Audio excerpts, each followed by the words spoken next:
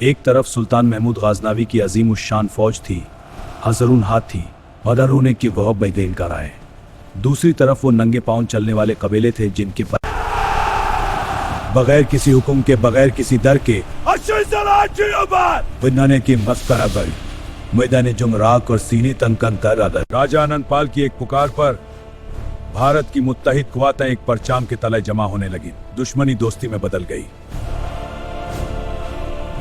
माओन और बहनों ने अपने ज़िवारत कुर्बान कर दिए ताकि वतन की आज़ादी का चिराग रोशन रहे।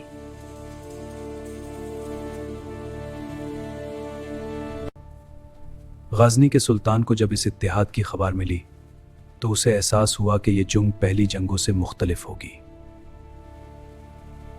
पेशावर की वादियों की तरफ बढ़ती हुई ये फौज सिर्फ सिपाहियों का लश्कर नहीं बल्कि भारत की गैरत का सैलाब थी। दोनों फौजें आमने सामने थीं। हवा में खामोशी थी लेकिन दिलों में जंग की चिंगारी दहक रही थी। गखर कबीले के निदार जंगजों ने ऐसा हमला किया कि गजनी के लश्कर में खौफ की लिहार दौड़ गई।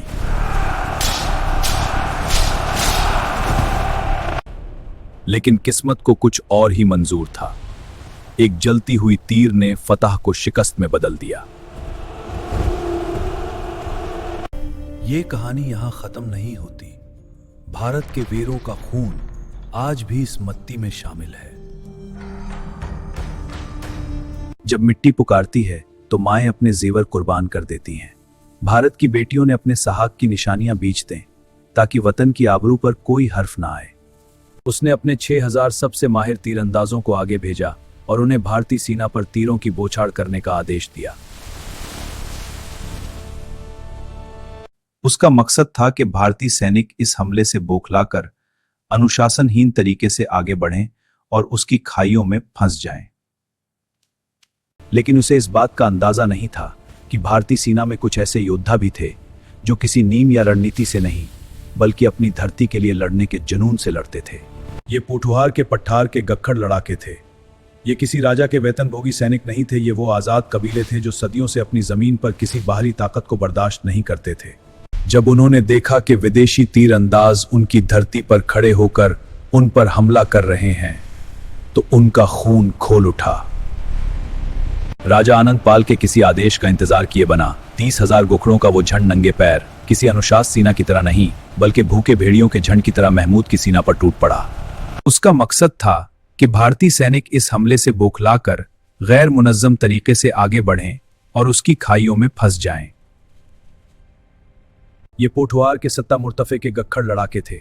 ये किसी बादशाह के तनख्वाहदार सिपाही नहीं थे बल्कि वो आजाद कबीले थे जो सदियों से अपनी जमीन पर किसी गैर को बर्दाश्त नहीं करते थे। राजन पाल के किसी हुक्म का इंतजार किए बगैर 30,000 गोखड़ों का वो गिरोह नंगे पांव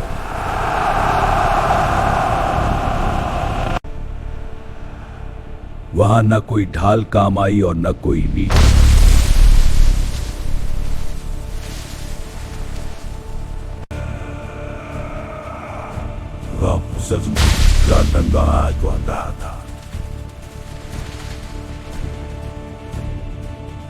वो तीरंदाज जो दूर से मौत बांट रहे थे अब खुद अपनी जान बचाने के लिए तड़प रहे थे।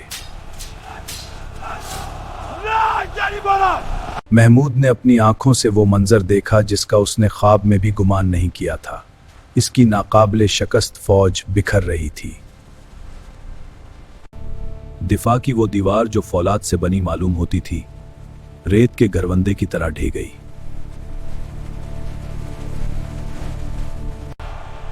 ये वो जुनून था जिसने जंग के सारे कायदे बदल दिए और महमूद की तदबीरों को खाक में मिला दिया।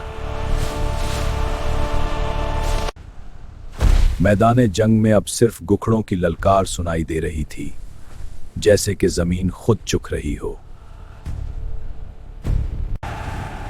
तारीख गवाह है कि इस दिन इन मुट्ठी भर आजाद कबीलों ने वक्त के सबसे बड़े फातेह को हैरत ज़दा कर दिया था।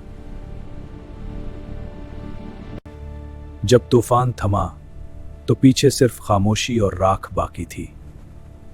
मैदान की मिट्टी अब उनके लहू से सुर्ख हो चुकी थी। पोठुहार के इन बेटों ने साबित कर दिया कि जमीन की मोहब्बत में लड़ने वाले सल्तनतों के गुलामों पर हमेशा भारी रहते हैं। महमूद ने बहुत से फतह देखे, गुखड़ों को बेखौफ है वतन मर्यादा। तारीख के वम पर उनका नाम शायद धंधला गया हो, मगर उनकी बहादुरी की दास्तान आज भी इन पहाड़ों में गूंजती है। ये मिट्टी आज भी इन कदमों की चाप सुनती है। वो चले गए, मगर अपनी गैरत की दास्तान उसी जमीन में दफन कर गए। नस्लें बदल गईं, दूर गुजर गए, लेकिन उनकी आंखों का वो जलाल आज भी इस खित्ते के लोगों में जिंदा है। तारीख हमें सिखाती है कि जंगें सिर्फ हथियारों से नहीं, बल्कि उन जज्बों से जीती जाती हैं जिन्हें कोई खौफ मात नहीं दे सकता। वो दास्तान, इस मिट्टी में सिर्फ धूल नहीं, इन गयूर बेटों का लहू भी शामिल है जिन्होंने झुकने के बजाय मिट जाने को तरजीह दी। वो आज भी इन पहाड़ों के पासबान बनकर खड़े हैं, हर उस कदम को रोकने के लिए जो मेली आंख से इस धरती को देखे। कहानी खत्म नहीं हुई। ये तो बस एक अहद है कि जब तक ये जमीन है, उसकी हिफाजत करने वाले पैदा होते रहेंगे। तारीख का ये बाब उनके नाम, जिन्होंने अपनी आजादी की कीमत अपने खून से चुकाई। गुक्खड़, सदियों की पुकार। ये पत्थर गवाह हैं इन चीखों के, इन तलवारों की झंकार के, जो कभी इन वादियों का नसीब थी। खून वही है, जुनून वही है, बस वक्त का पहिया घूम गया है, मगर गैरत का रंग आज भी वही गहरा सुर्ख है। वो मुट्टे नहीं, वो इस मुट्ठी का हिस्सा बन गए, एक ऐसा पहरा जो कयामत तक इस जमीन की हिफाजत करेगा। ये अजीम दीवारें और बुलंदो बाला किले सिर्फ पत्थरों का ढेर नहीं, बल्कि इस दौर की खामोश गवाही हैं जब यहां गैरत की हुक्मरानी थी। बड़े बड़े फाते तारीख के अंधेरों में गुम हो गए, लेकिन इन चट्टानों ने आज भी उनका राब और दबदबा संभाल कर रखा है। शमा बुझी नहीं, बल्कि एक हाथ से दूसरे हाथ में मुंतकिल हुई है। ये वो आग है जो कभी ठंडी नहीं होगी। क्या आपने कभी ऐसी जुंग के बारे में सुना है जहां मौत खुद अपना रास्ता भूल गई थी? 1000 के कज़ावाद फैसला करके नहीं, बल्कि सिर्फ मौत के ऊपर राज करते थे। हजारों तीरंदाज और लोहे में लिपटे हुए सिपाही उसके खाक गाड़ा में ले लेते हैं। उनके लिए दूसरे दिन का मानी नहीं मकसद था। इमेजिन कीजिए, एक तरफ सुल्तान की मुनज़्ज़म फौज, दूसरी तरफ 30,000 नंगे बाकिया ज़ौंके के शेर। क्या आप तैयार हैं इस दहशतनाक जंग का हिस्सा बनने के लिए?